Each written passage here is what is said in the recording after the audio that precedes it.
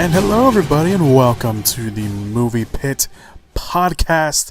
I am your host, Christian. Thank you very much for joining me on the podcast this week. It's Super Bowl weekend, everybody. So we got some news to get to. I do want to point out right away, I am recording this a lot earlier than I usually do. Because I will not be able to record a podcast later this week. And I did want to get one out this week because of one really big-ass news item that dropped. And if you know me personally, then you know I talked about it on my Facebook. If you follow the Facebook page for the podcast, talked about it there. You probably have other friends talked about it. If you pay attention to any of the movie news online, you know what I'm talking about. We will talk about that, of course, at the end of the podcast, or near the end of the podcast, I should say. At least at the end of the movie news cycle part of the podcast. So we will talk about that. But I had to record this podcast a little earlier than I usually do. I'll be pretty busy on the end of the week, so I want to get this out as soon as possible. So here we are. So let's get right to it.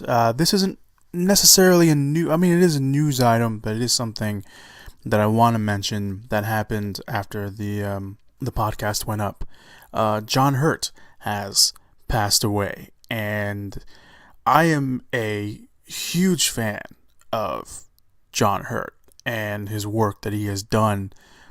He is possibly one of the best actors, was one of the best actors out there. He sadly passed away at the age of 77, and his work, it literally spans 6 decades. And he's been working for so long, and he recently battled pancreatic cancer, and as of it was 2015 in October, where he was given the all clear, and sadly he passed away nonetheless. Hurt broke into the scene with a film called A Man for All Season, before moving on to starring in films like The Elephant Man, which actually earned him a nomination at the Oscars for Best Actor. This was his second, after he was nominated for Midnight Express, where he was nominated for Best Supporting Actor. He didn't win those two, but he did get nominated for those performances. And he also went on to star in the much-loved and iconic film to Alien, and being in one of the biggest scenes, most iconic scenes in film history in general, not just horror films, the chest-bursting scene. And running down his resume would take me for forever, but I'm just going to name a few of the bigger news items that people know him from. One of them that I know a lot of people have been talking about is the Wand Maker. He was one of the Wand Maker, Ollivander in the Harry Potter series. And he was also, to me, one of the first things that I knew him from was Professor Broom from the Hellboy films. And of course he went on to star in various other things, Tinker Tailor Soldier Spy. He also was in 1984, yes, based off the George Orwell classic novel 1984. Ironically, he went from being the hero of a very Big Brother kind of government to being the Big Brother leader of the government in V for Vendetta. He was in that. He played the old man in Immortals. He was Gilliam in Snowpiercer. If you haven't watched Snowpiercer, I highly recommend you do. And he was even a doctor. He was the war doctor on Doctor Who in 2013. So, he left behind a tremendous amount of work.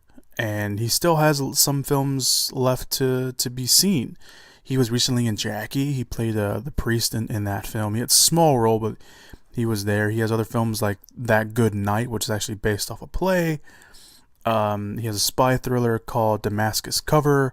My Name is Lenny, which is about Britain's most notorious bare knuckle fighter, Lenny McLean, and The Darkest Hour, where he will play Neville Chamberlain. And that film is about Winston Churchill's charge against the Nazis in the early days of World War II. So he has quite a few films left to be released. The Darkest Hour actually comes out on The Darkest Hour. Darkest Hour, not The Darkest Hour. Darkest Hour comes out later this year. I believe sometime in November, and the other films are still in post-production, so we'll have to wait a little bit to see those films come out. But he was there was always this presence about him. Every time you knew he was in a film or he popped up in a film, you knew he wasn't gonna phone it in. He was always gonna give 110%. And when he passed away, there was a lot of people that have worked with him or that have been touched by his performances that came out and gave their thoughts and prayers to him and his family. To still have a wife, and of course my thoughts and prayers go out to her and to everyone else that was affected by John Hurt's death. But he is one of those actors that every time you knew he was going to be in a movie or he popped in or something, it was going to be great.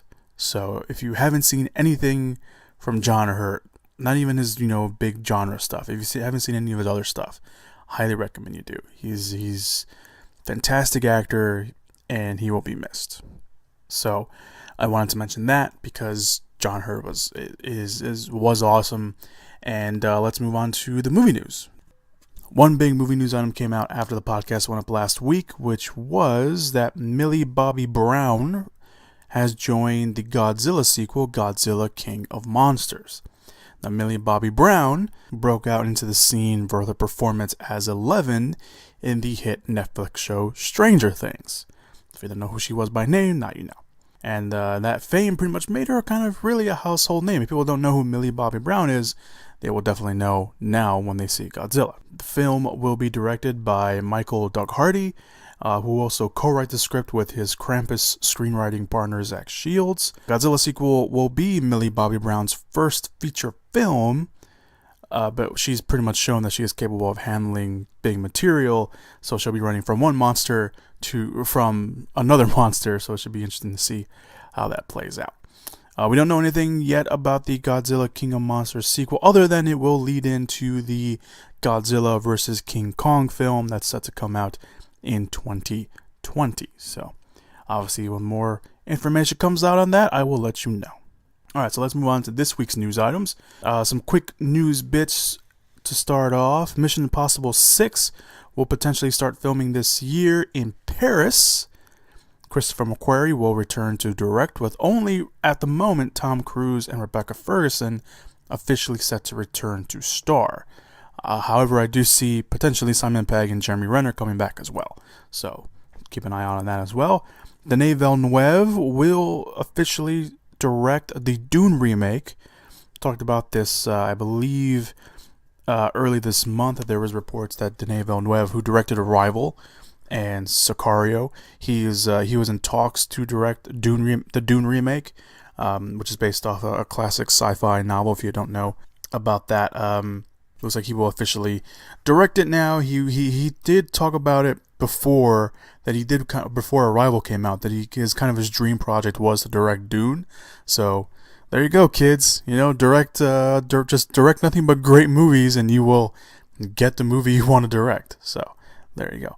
Mel Gibson and John Lithgow are eyed for the Daddy's Home sequel. The interesting pairing news of the week, Paramount Pictures is moving forward with their Daddy's Home sequel. The first film, of course, starred Will Ferrell and Mark Wahlberg. Now it looks like Paramount is eyeing up, again, Mel Gibson and John Lithgow to star in the film. No word yet on who they will play, but we could probably assume that they are playing maybe the fathers of those two characters, of Will Ferrell and Mark Wahlberg. The film does have a release date of November 10th of this year, so filming is expected to start shooting soon. Speaking of Mel Gibson, him and Vince Vaughn will re-team up for a film called Dragged Across Concrete. The film is a crime drama written and directed by S. Craig Salher. He directed the film Bone Tomahawk. The film centers on two policemen, one old-timer, Gibson, and the other his volatile younger partner, Vaughn, who will find themselves suspended when a video of their strong-arm tactics becomes the media's cause to pretty much, tell them, you're done. Low on cash and with no other options, these two descend, into the criminal underworld to gain their just due, but instead find far more than they ever wanted awaiting them in the shadows. The film is currently looking for some distributors at the moment, so we'll be hearing probably something about this project somewhere down the line. Leonardo DiCaprio will produce and star in The Black Hand. It is a film adaptation of Stephen Tetley's book by the same name, The Black Hand. The novel and the film is a true story about the origins of the mafia in America. The film will follow Joe Petrosino, nicknamed the Italian Sherlock Holmes, NYPD cop who goes after the ruthless gang in the early 1900s. The group with the calling card The Black Hand migrated from Italy to America and kidnapped people to extort money from their families. They were loathed by law-abiding Italian families who were frightened but nonetheless helped Petrosino behind the scenes. There's a lot more to the story, but for the sake of, not spoiling too much and wanting to know what was going on, considering I've never heard about this person and the story, I'm gonna not talk about it. But the material does seem very ripe for a film, and with DiCaprio on board to produce and star, I can only imagine that could probably be great, especially if they get a really good director and a really great cast. So yeah, there's no word yet on when the film will go into production, but I assume, again, with a name like Leonardo DiCaprio attached, probably hearing a lot more from this film fairly soon. I mentioned the Super Bowl earlier. We'll talk about some Super Bowl spots set to air. Of course, the Super Bowl is one of the top places to get a lot of eyes on big projects. And in the previous years, you've had some pretty big spots, sometimes first look at movies. That will not change this year. Studios are clamoring, of course, to get a spot in the very expensive Super Bowl game. Studios that will have spots that will air during the Super Bowl are Sony, Paramount, Disney, Universal, and 20th Century Fox. Warner Brothers, which usually actually sits out the big game, which I didn't actually realize until I read it and I looked back and I thought, that is very true. They will not have any spots at the Super Bowl. Things could change, but at the time being, they don't have any, which is odd considering their films like Kong Skull Island and Wonder Woman could use a big push, especially considering what we'll talk about later in the DC Extended Universe. But let's move on from that. Disney will have 2 spots at the Super Bowl, and a lot of people are assuming that one of them will be Guardians of the Galaxy Volume 2 and Pirates of the Caribbean Dead Man Tell No Tales, although that's not official yet, but that seems to be the 2 favorites. Fox is set to put up a spot for A Cure for Wellness, and some are speculating that maybe we can see something from Logan and also maybe something from Alien Covenant. Again, not confirmed. Paramount is putting up a Ghost in the Shell spot right before kickoff, and that spot is actually already put online. I did not watch it, but I will put a link down below in the description/show notes area if you want to go check that out in the trailer section. Another film that will definitely air is Transformers The Last Knight. They will put their spot on during the game. Right now it's not known when, but it will play during the game. And Baywatch may also have a spot, at least if Dwayne "The Rock" Johnson is to be believed. I can't talk now. I really can't. So, because he did a post saying that they were working on a possible Super Bowl spot, and I would not want to say no to Dwayne "The Rock" Johnson, so we may be getting a Baywatch spot during the Super Bowl. Sony will also bookend the game with their spot on Life. Life is a film with Jake Gyllenhaal, Rebecca Ferguson, Ryan Reynolds. They're up on a spaceship. We've talked about it on the podcast very briefly before when they released the trailer, but they will be getting a spot there. Finally, Universal could possibly show a spot for The Fate of the Furious. They've done it the last 2 Super Bowls, so I don't assume why they wouldn't put one up now. So you can look forward to that. You can probably expect to see a lot of the spots come out before, because that's apparently a thing. I will not spoil myself. I will be watching the Super Bowl, and I will be mainly watching for the commercials and, of course, the TV spots. So, if you want to watch them before the Super Bowl, you are more than welcome. I will put them down below when they come out, but I will not be watching them. Let's move on. A love story about John Lennon and Yoko Ono is in the works. Mega producer Michael DeLuca is working with Yoko Ono and A Theory of Everything screenwriter Anthony McCartan on the untitled film that would, quote, track her relationship with the Beetle as well as their anti-war efforts. DeLuca went on to comment about why he wanted to make the film, saying, quote, "The story will focus on ripe and relevant of love, courage, and activism in the U.S. with the intention of inspiring today's youth to stand up for and have a clear vision of for the world they want. I am also honored and privileged to be working with Yoko Ono, Anthony McCartan, and Josh Bretman, who is also another producer on the project, by the way, to tell the story of the two amazing global icons." DeLuca, like I mentioned, is a mega producer on big Hollywood films. He's produced films like Captain Phillips, Moneyball, The Social Network, and 50 Shades of Grey, amongst many other films as well. So, John Lennon and Yoko Ono getting their own love story. The Sicario sequel, Soldado, could take place before or maybe even after the first film. So Collider sat down with one of the producers of the Sicario sequel, which again will be called Soldado, which is soldier for in Spanish, not for Spanish, in Spanish. One of the producers, and he said something that has led to some perplexing thoughts by a lot of people. And one that actually does make sense if you remember what was said beforehand by other people about the film. So I'm gonna read what he said. He said, quote, "You have no idea if it's before or after the events of Sicario. There is no reference at all to the first Sicario, so you don't know when it happened. Sicario, the world isn't that specific.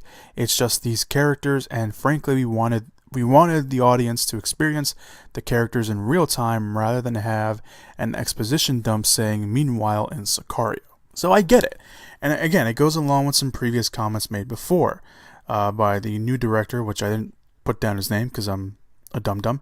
But he said, I think it was him that said that they were moving forward with the Sicario sequels, but they were going to make them feel like standalone films and maybe even make the Sicario world a somewhat anthology kind of franchise. Despite, bringing back most of the characters like Benicio del Toro, Josh Brolin, and even Jeffrey Donovan, who had a small role around the middle of the film. And this would explain why Emily Blunt is not returning as well, because if it does take place before the events of Sicario, then we don't need her character. If it takes place after the events of Sicario, it makes sense because Emily Blunt's character's arc was pretty much done with when Sicario ended. And regardless of that, Benicio del Toro was really the main star and the standout in the film. So as long as he's back and as long as we're following his character, I'm all on board. Doesn't matter when it takes place. As long as he's in it and he's doing his thing, I can care less. And if you haven't seen Sicario, I highly recommend you do. Sicario is a fantastic film. And it's really awesome. And it's just really just watch it. So Soldado will, I believe, start filming sometime this year. I could be wrong about that, but everything that I've read so far makes it sound like they're going to film this year. So just be on the lookout for that. J.J. Abrams will produce a World War II supernatural film called Overlord. Variety broke this pretty interesting news that J.J. Abrams will produce a World War II film called Overlord. The film will be directed by Julius Avery, who directed the film Son of a Gun, and is being written by Billy Ray, who wrote Captain Phillips, who wrote the script based on a story that Ray, and Abrams came up with. Also, Mark L. Smith, who wrote the Revenant film, did a polish on the script, so we have that. The story follows two paratroopers who are caught behind enemy lines after their plane crashes on a mission to destroy a German radio tower in a small town outside of Normandy during the D-Day invasion. After reaching their target, the two paratroopers come to realize that besides fighting off Nazi soldiers, they must also combat against supernatural forces that are a result of secret Nazi experiments. So, this sounds pretty cool, I'm not gonna lie. It sounds pretty awesome. The project has barely been over at Paramount since 2007, but gained a lot of steam when Avery came aboard to direct. Now the studio and Abrams' Bad Robot production banner are currently looking for the two leads. And as for Avery, or Very, however you want to pronounce his last name. He's not really known in Hollywood. He was mostly a short film director for a while before he broke into the scene. Again, directing the film Son of a Gun, which starred Ewan McGregor, Felicia Vikander, and Brenton Thwaites, I should say. And that film actually got the attention of Ridley Scott because he is going to direct Avery, again, how you want to pronounce his last name. He's going to direct Ridley Scott's produced film about drug trafficking called The King of LA. So it sounds pretty cool. Overlord's still in the very early stages, but I would love to see how this turns out.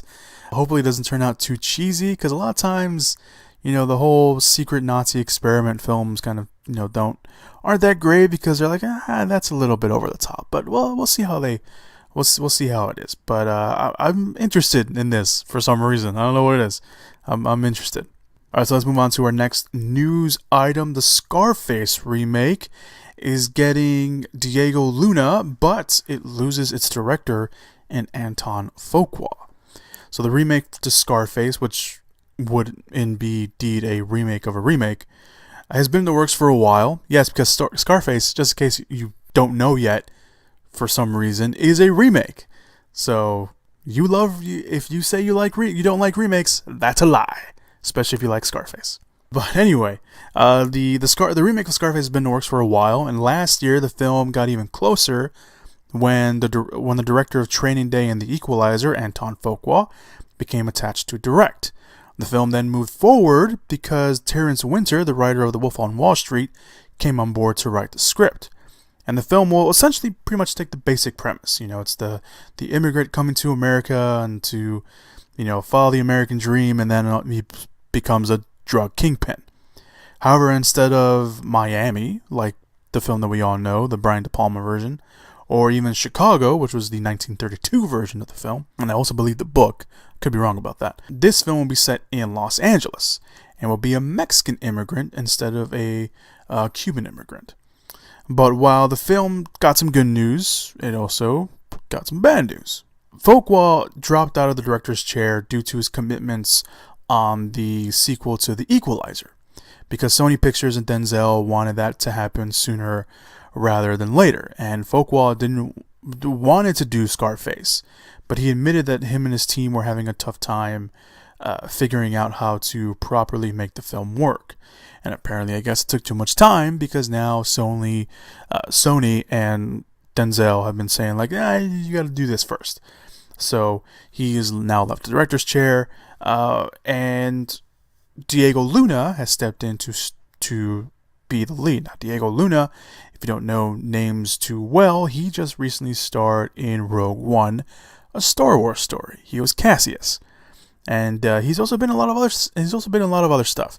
Diego Luna is one of those guys that I found out about like years ago, and when he pops up in something, I'm really happy, because first of all, he's a fantastic actor. Second of all, he seems like a really cool guy.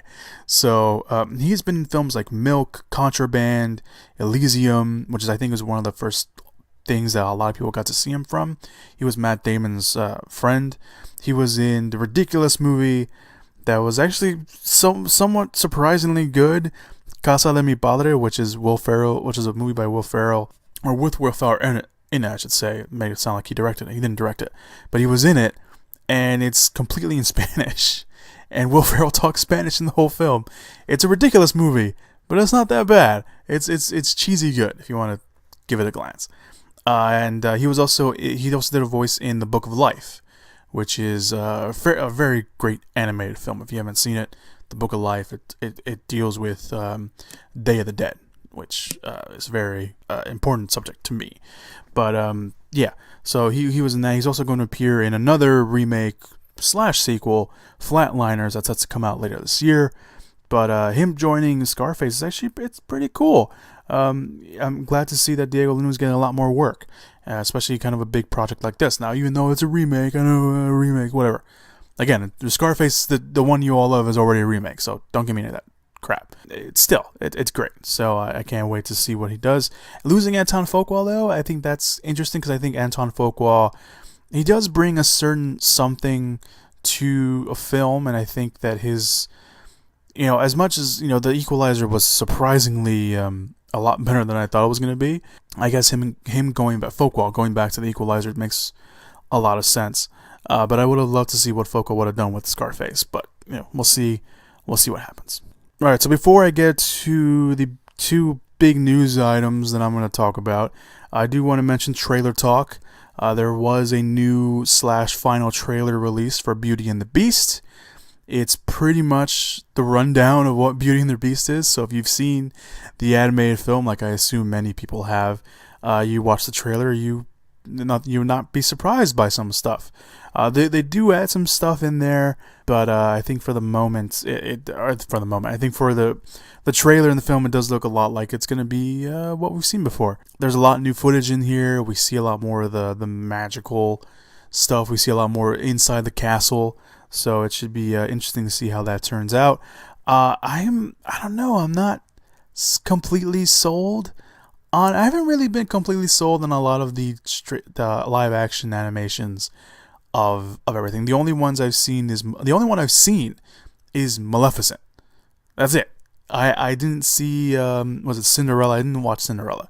I wanted to, but for whatever reason, I think I was out of town or something, or out of the country, and I didn't get to see it. So I was like, and then I came back home, and it was still in theaters, but I was like, So I don't know.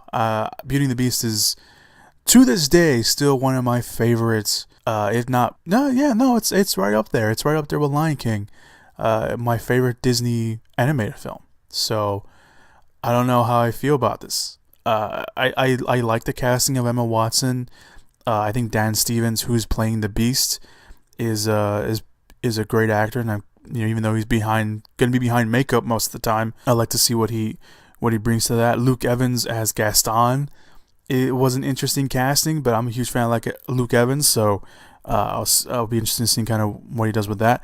Josh Gad is playing LeFou, which seems almost like perfect casting, really. But yeah, I mean, it's a fine trailer.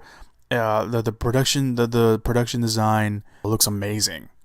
I said it from the very first teaser. The way they built the house, at least in that first teaser, was fantastic. So we'll see what kind of happens with this. So the trailer will be linked down below if you want to go watch that. We have a few other trailers that were released. I'm just going to mention them, I'm not going to talk about them. A new trailer for The Lost City of Z, which is based on a true story and based off a book as well. And there's also a new trailer for Headshot, which is a new action film with the star of the Raid films, which I got to see at the Chicago International Film Festival last year. So give that a watch, and if you're a fan of those kind of movies, and highly recommend you watch the trailer, and I highly recommend you watch the film when it comes out. I believe it's coming out on March 3rd in a limited release. So we'll talk about that, of course, more when the film comes out. And again, the Ghost in the Shell Super Bowl spot, if you want to go check that out, is also down below. So yeah, all right, let's get to this week's two biggest news items. The first big news item we're going to talk about is the Aquaman film. It got 2 new stars. Aquaman is really gearing up to start filming. Of course, it will be directed by James Wan. He released a photo, I believe it was last week, of the core cast. Jason Momoa, who is of course playing Aquaman, Amber Heard, who is playing Mira, and Patrick Wilson, who is playing Orem, aka Ocean Master, which is Aquaman's half-brother, for those of you guys that don't know. And now he's found other members of the cast. One of them is the villain, Black Manta, and Aquaman's mother. The Hollywood Reporter reports that Yahya Abdul-Mateen II, I could be butchering that last name, and you know what? Good chance, if you listen to this podcast long enough, you know I butcher names all the time, so I could be butchering that. He is in talks to join the film as the villain, Black Manta, and Nicole Kidman is in talks to play Aquaman's mother in the film. Abdul-Mateen II is relatively new in Hollywood, having a breakout role in the Netflix show The Get Down as the character Cadillac. He also had a small role, in the drama Sydney Hall, which came out late last month. And he's attached to some pretty soon to be released big projects. One of them being The Greatest Showman, which is the film about B. Team Barnum starting up Ringling Brothers and Barnum and Bailey Circus. And he will star in Baywatch. He's the officer who tells them there's no such thing as lifeguard pursuit. That's him.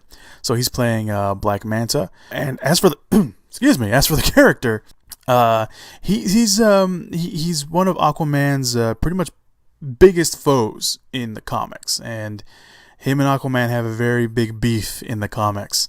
I won't spoil it just in case they actually take that route into the film, but yeah, he has some very big shoes to fill for the character, but I think he can handle it.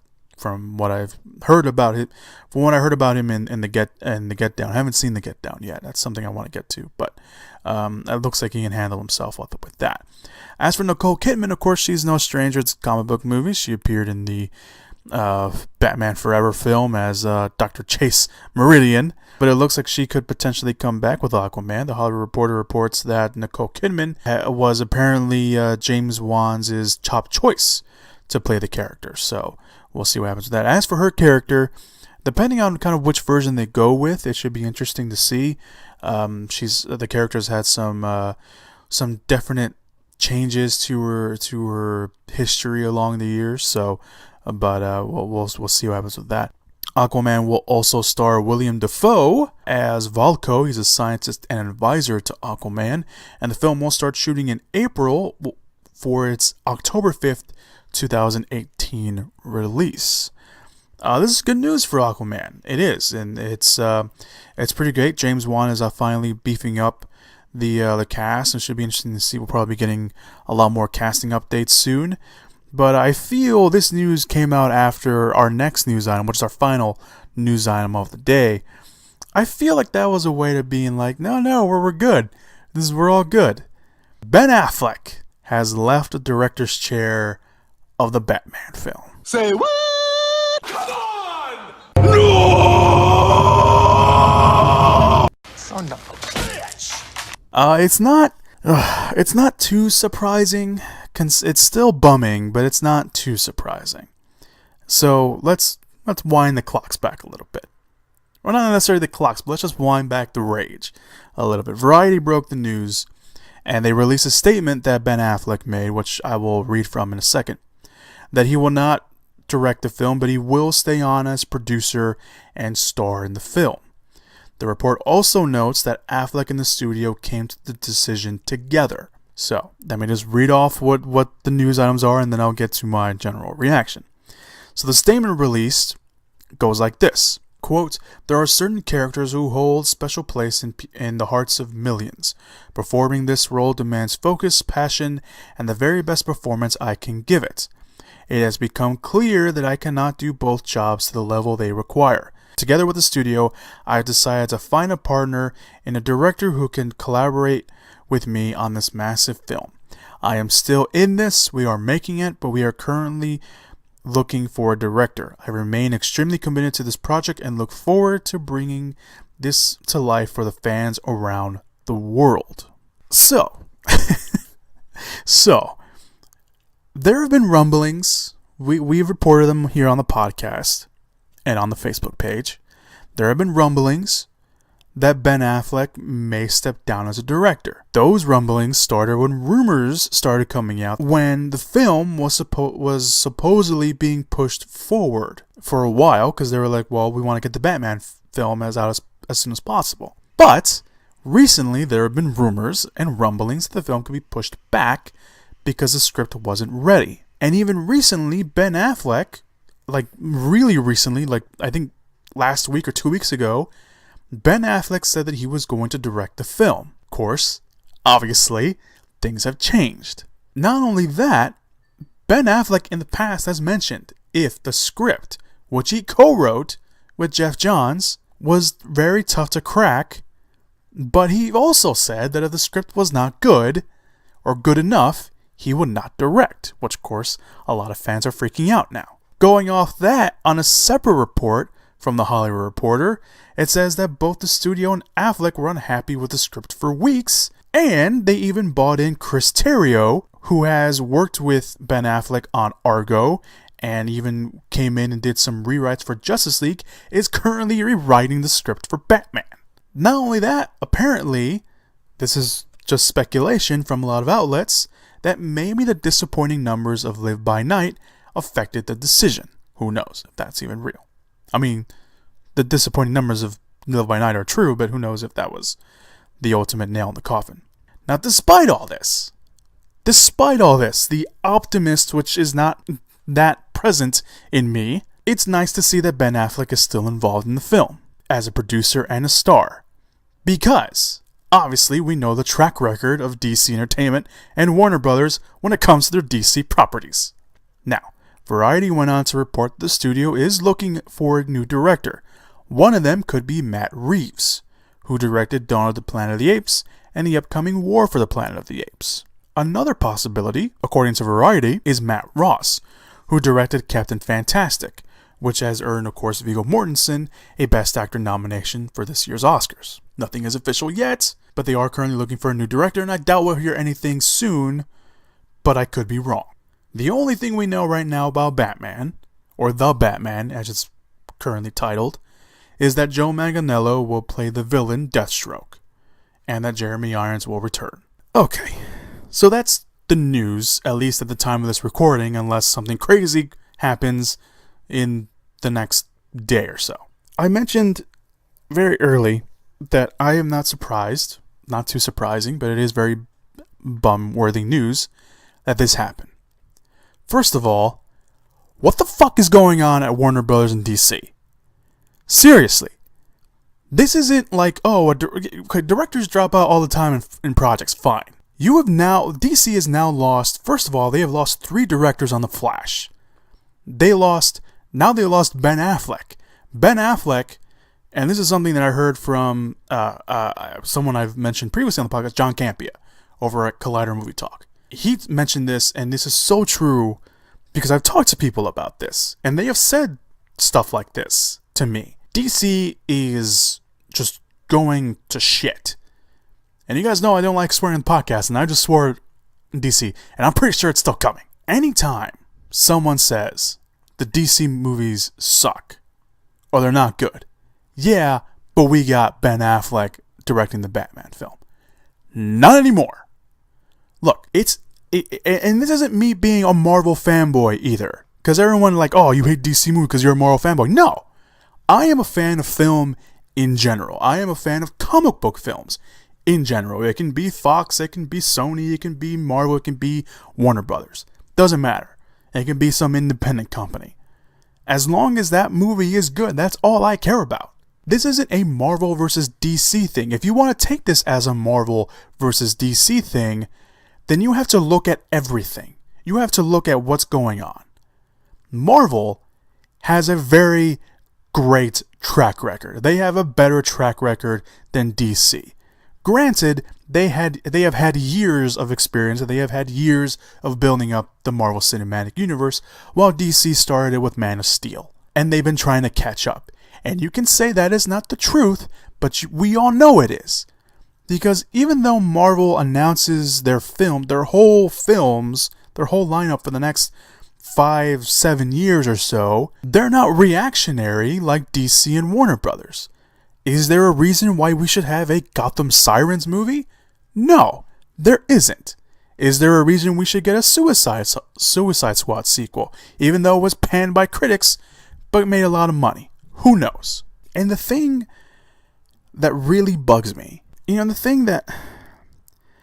I don't want to be negative. I don't. I want the DC films to succeed. I do. I want to see the Flash movie. I hope Wonder Woman is great. There's rumors going out there that saying, oh, the movie's in shambles and whatever. Which I don't believe, because whatever. I hope Justice League is great. I've talked about Justice League in the podcast. It has to be great. It can't be good. It can't be decent. It has to be great. Especially now. Wonder Woman has to be great. Especially now. I don't want to be negative. I don't. I want these movies to succeed. Especially coming from Warner Brothers. Because Warner Brothers is a great studio. They have released amazing films. I have been to the Warner Brothers backlot. It is amazing. This is a studio who took the chance on these massive properties. This is a studio that gave us great Batman films in the past. So why is it so fucking hard to build up this universe. You have amazing characters. You have amazing villains. If anything, you can make the argument that DC has better villains than the Marvel. And they probably do. So right there, you have great source material. Rich source material. And yet, you are still stumbling and failing at everything. You can't keep a director on The Flash. You've lost 3 directors, essentially.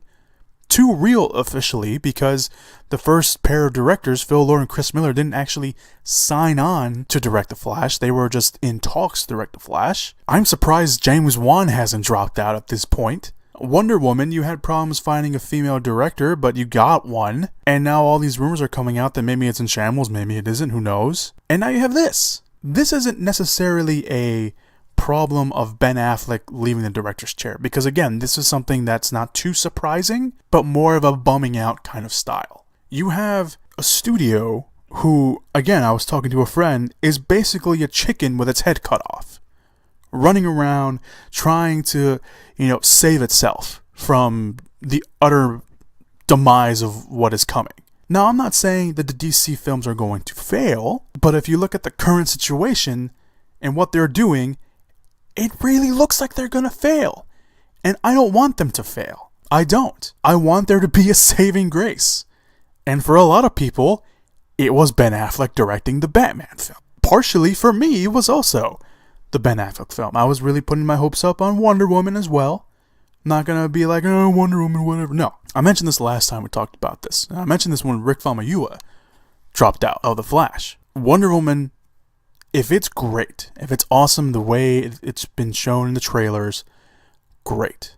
Awesome, finally. But if Justice League then comes out later in the year in November, and it's not great, if it's not awesome, it can't just be good.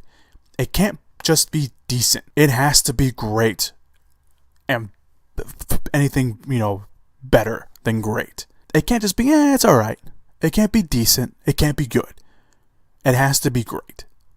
Because you are going to lose fans. You're going to lose devoted fans. Now, it can't be, I'm not going to be like, I'm jumping ship and going to Marvel. No.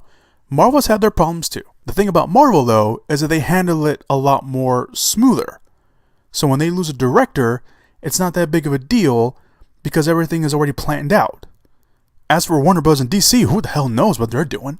The Flash, now losing its, again, third director, has been delayed, potentially, because Ezra Miller now has commitments with Fantastic Beasts and Where to Find Them. This is something that bothers me. This is something that's not even, bother me is not even the right word. It frustrates me. Because this is a studio that has done nothing but amazing things. And these are characters that people love. And these are characters that you promised you would put together in one big, massive film. And so far, you're failing at that, at everything else in between. Because if you lose a director like Ben Affleck to direct potentially your next biggest film, like The Batman, you are going to lose a lot of fans. You are going to lose the faith of a lot of fans. Now, if they get Matt Reeves is a great director. I love what he's done with the Planet of the Apes films. I haven't seen Captain Fantastic. I've been wanting to watch it. I hear nothing but great things about it. So they can get him. If they get anyone else, fine. But this frustrates me to no end. When I read this news, I literally had to put my laptop down. Not because I was afraid of throwing it, but because I just got so frustrated that I was afraid that maybe I would just clutch my laptop too tight and break it. Well, not break it, because my laptop's pretty durable, but still. This is frustrating. This is absolutely frustrating. That I get it. You're trying to, catch up to Marvel. But you can't do that right away. Slow down. Slow down, work everything out, keep a director on your films for longer than a few months, and then go from there. It's frustrating. It really is. It's frustrating to the point where I don't even know what to say. I can't defend this. I can't. The only silver lining in this is that Ben Affleck is still attached, and that now we can get another director in so he can take the workload off Ben Affleck. Because maybe Ben Affleck was just, he was just overworked. He just finished filming Live by Night. He had just been done promoting it. This is something he's been working on for years. So I get maybe that he was just overworked and he's like, yeah, I can't do it. Fine. That's fine. That's fine. But don't come out and say, yeah, I'm still doing it. Like, 2 weeks ago or a week ago. Don't come out and say that. Just saying like, yeah, we're doing it. Yeah, I'm directing it. Don't say things like that. It's just, it's frustrating. It really is. It really is frustrating. Okay. That actually came out a lot smoother than I thought it was going to. I really thought I was going to yell a lot more. I honestly thought I was going to yell a lot more. But I didn't. I guess I'm holding back. Well, at least you got to hear me swear on the podcast. This is just, it's a clusterfuck. There you go, one more. Alright, let's move on. Let's move on to this week's releases, because I don't know. It's just, whew. Alright, this week's releases. We don't have a lot of releases, so that was all the news items, by the way, that came out, at least at the time of this recording. So let's move on to this week's releases. The limited releases this week include The Comedian, which is a look at the life of an aging insult comic that stars Robert De Niro, Leslie Mann, Cloris Leachman, Eddie Falco, Harvey Keitel, Danny DeVito, and Billy Crystal. So there's that. It doesn't really look that funny, but I don't know. The trailers aren't doing it any favors. So that's your limited release this week. Your wide releases this week. We only have two. We only have two. The first one is The Space Between Us. The first human born on Mars, Gardner Elliott, played by Asa Butterfield, travels to Earth for the first time, experiencing the wonders of the planet through fresh eyes. He embarks on an adventure with a street-smart girl, Tulsa, played by Britt Robertson, to discover how he came to be. The film also stars Carlo Gugino, B.D. Wong, and Gary Oldman. The other wide release this week is Rings. A young woman finds herself on the receiving end of a terrifying curse that threatens to take her life in 7 days. The film stars Madeline Anna Ingrid Lutz. Yes, that is her whole name. Amy Teagarden, Alex Rowe, Laura Wiggins, Bonnie Morgan, and Vincent D'Onofrio. Space Between Us, it looks okay. This one was supposed to come out last year. I believe it was like late summer, and then they moved it to like November or something, and then they were like, yeah, we're just pushing it back. So now they're dumping it out Super Bowl weekend, which I don't think they have a lot of faith in it, but they're releasing it then. And then Rings, this is another movie that was supposed to come out last year, but it didn't. I don't know. It's Super Bowl weekend. Usually the box office isn't too kind to the films coming out this weekend, or any of the films really, because everyone's want to watch, anyone who's interested anyway wants to watch the big game. But there's that. So Space Between Us, it looks okay. I think the delay really hurt my excitement for the film. I wasn't like, yeah, I'm gonna go watch The Space Between Us, but I did want to watch it. But I think the delay kind of killed any anticipation I had for it. Will end up going to watch it, but yeah. As for Rings, it's not necessarily a reboot, guys. It's also a sequel. It takes place after the events of the other films. So I don't know. I am interested I am going to go watch Rings. I will admit that I am going to go watch Rings, but it should be interesting to see kind of how that plays out. And I just saw a TV spot that kind of ruined. I remember seeing it in the trailer released last year when it was supposed to come out last year, and I was like, that kind of ruined probably a really cool spot.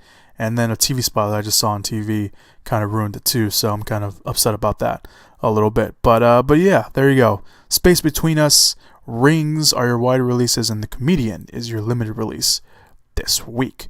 Let's move on to this week's box office predictions. My picks last week were wrong. No surprise. My picks last week were Split at number 1, Resident Evil The Final Chapter at number 2, Triple X, The Return of Xander Cage at number 3. Now I can't count. Hidden Figures at number 4. And I thought La La Land and A Dog's Purpose were going to duke it out for the number 5 position. Last week's actual box office, Split came in at number 1. A Dog's Purpose, even all the controversy, which I was very surprised, still came in at number 2. Hidden Figures came in at number 3. Resident Evil: The Final Chapter came in at number 4. And La La Land came in once again at number 5. So there's your box office. Again, surprised that A Dog's Purpose still got that much money. Although it is a family movie, so I think that was gonna hurt too much of its chances. So yeah, I saw Resident Evil: The Final Chapter. There's a review up on the on my WordPress account. There's a link down below. So there's that. I still recommend, if you haven't seen it, watch Split. Very, very good. Again, go in there. The less you know about it, the better. La La Land is still a film that I will always recommend. It's a great film overall. I really liked it. And Hidden Figures, again, another great film if you want to go check that out. Dog's Purpose, I haven't seen it. I have no interest in seeing it. Not because of the boycott. I just have no interest in watching it. So there's that. All right, so let's get to this week's picks. Again, it's Super Bowl weekend. This is also kind of another rough weekend to pinpoint, because the drop-off from kind of the Saturday numbers to Sunday numbers are pretty big. But I think that Rings will probably dethrone Split at the box office. Split's been number 1 2 weeks now. I think people that have been wanting to watch it have finally watched it, but there'll still be a number. They'll probably all kind of now go to Rings. So I think Rings will be number 1. I still think Split will make a lot of money, so I think Split will be number 2 at the box office. A Dog's Purpose will drop down to number 3. Hidden Figures will drop down to number 4. And I think La La Land will jump over Resident Evil: The Final Chapter and stay once again at number 5. I don't think The Space Between Us has a lot of leeway. I think it's going to get, the teeny bopper crowd, which is its main target audience, to go watch it on Friday and Saturday, and I think it's gonna have like a really big drop off on Sunday. I could be wrong. Again, box office prediction game is not my strong suit. I've only actually called it a handful of times on this podcast. Almost a year now. I've only called it a handful of times. But yeah. So Rings number 1, Split at number 2, A Dog's Purpose at number 3, Hidden Figures at number 4, and number 5 will be La La Land. If The Space Between Us. I don't know why I thought that was wrong. The Space Between Us does manage to get into the top 5 box office. I think it will be at number 5.